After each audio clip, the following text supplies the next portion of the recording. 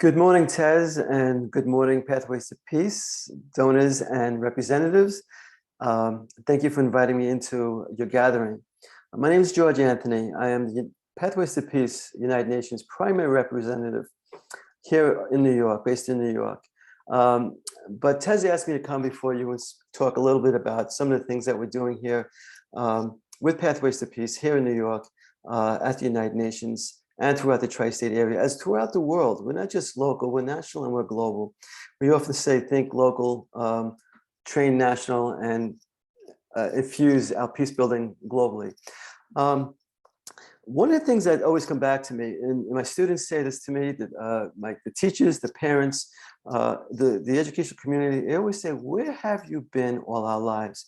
Why hasn't a program been why didn't we have a program like this when I was in high school or in grade school or middle school? We never had anything like this. And it's funny because even when I was in Jerusalem, East Jerusalem, and I had a Palestinian student say to me, where have you been my whole life? Because from the very beginning of my life, I always was taught this, and no one ever taught me choices. No one ever gave me the skills and the tools that you provided with me to build a community of peace, to build a culture of peace. And this is what we hear all the time. And this is sort of what Pathways to Peace has been doing for me, especially for the last 7 years, where we developed what was called the Global Institute of Emerging Leaders at a school called Mater Dei Prep, where a program that was cultivated through a partnership with Pathways to Peace created achievements beyond our wildest dreams. And I'll give you an example. We brought the students once, a few of our students, about 10 students, to the United Nations to a committee meeting, International Day of Peace committee meeting, but the focus was on refugees and the plight of parents and students who aren't receiving education. Because many of these parents and their children were in camps in Greece and Turkey, spread out, and they were so fearful of not getting an education. So the next day in my classroom, I said to my students, there's a blank board. You sat in that meeting, you heard the situations, you heard the problems, develop solutions, fill that board up with solutions. And in 45 minutes, they had the entire board filled up. And what they came up with was an educational toolkit, a digital learning board that one of the students, Joey Stanton, ended up coding out. And then Elizabeth Sheridan and Karen Nortz and quite a few of the other students developed a program, a platform where teachers and students can contribute lessons from K through 12 in English. English is a second language, science, mathematics, peace building. We filled up that platform and we provided to the world for free. And this was done because Pathways to Peace provided the bridge for us to attend the committee meeting. As a result of that committee meeting, our students went back into their classroom, developed this amazing educational toolkit called www.prepforpeace.org, and gave it as a gift to the world. Following year, the UN invited these students back to the International Day of Peace, where they presented it to the world officially. And that's just the tip of the iceberg of some of the things that we've been doing. Many of our students, freshmen, sophomore, juniors, seniors, have led student-led workshops at CSW, Commission for Status of Women 64, 65, 66, addressing educational equity, gender equity, climate change, racism, peace building. These are young girls, young men, 15, 16 years old, leading these workshops to a global audience. The International Day of Peace, the International Day of Tolerance, in partnership with Creators for Change and YouTube, ran a contest asking young people to contribute their voices of what concerns them in the world. Again, I went back to the Global Institute students, again, in partnership with Pathways to Peace, and they came up with a video called A House Divided. Going back to Lincoln, A House Divided cannot stand. But also it came up with also the Hebrew saying of that we all have a responsibility to heal the world. So we developed this workshop that sort of gave the images of rhetoric, hate rhetoric, which causes division. But if we listen to our peace builders, if we listen to Dr. Jane Goodall, if we listen to Mother Teresa, if we listen to Mahatma Gandhi, if we listen to those in the middle, those who profess peace, we can move towards a place of peace, and we can build a culture of peace.